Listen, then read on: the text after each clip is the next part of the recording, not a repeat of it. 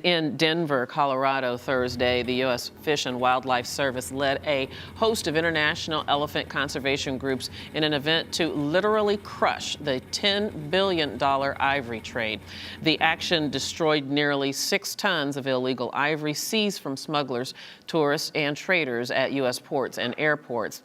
Azzedine Downes is the president and CEO of IFAW, the International Fund for Animal Welfare, and joins us via Skype. Azzedine, thank you so much for being with us on Arise America. I do appreciate it. Thank you for having me. I know that there has been a great effort for a great many years to effectively wipe out the trade of poaching elephants for their ivory, as well as reducing the demand for it. So I'm going to start with this. Why is this destruction, this crush, so symbolically important?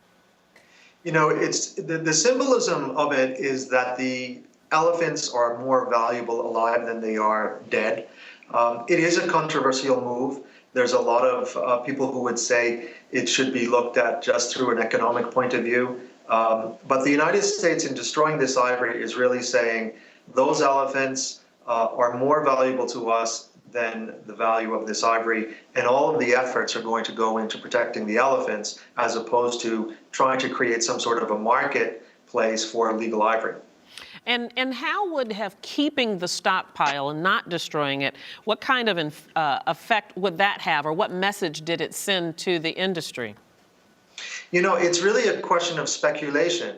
And the United States is not the only country that keeps a stockpile. Even countries like India, that really are the cornerstone of conservation movements, keep a stockpile. So there's a lot of speculation as to why do countries keep this ivory? What are they waiting for?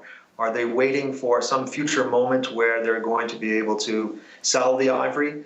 And that continues to cause speculation in the ivory markets.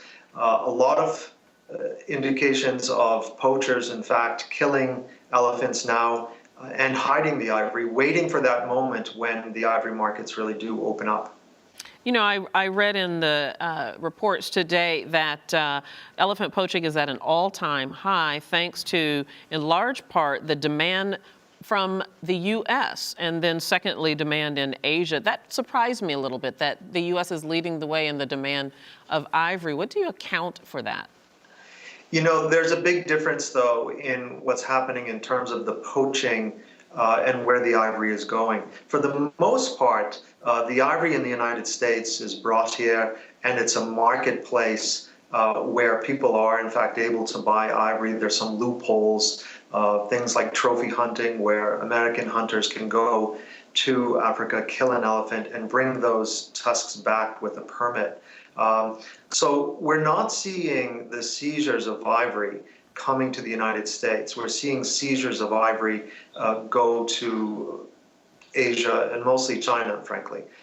So the markets are different, but you will see in the United States a lot of ivory for sale. And the ivory that you see now and that was crushed yesterday was all ivory that was confiscated from people coming back, perhaps not knowing that they weren't allowed to bring the ivory into the United States, or it was confiscated through smuggling methods. I understand that in recent years, the number of elephants killed has reached record levels. Can you throw some numbers at us on how many does that mean, and how much this business makes?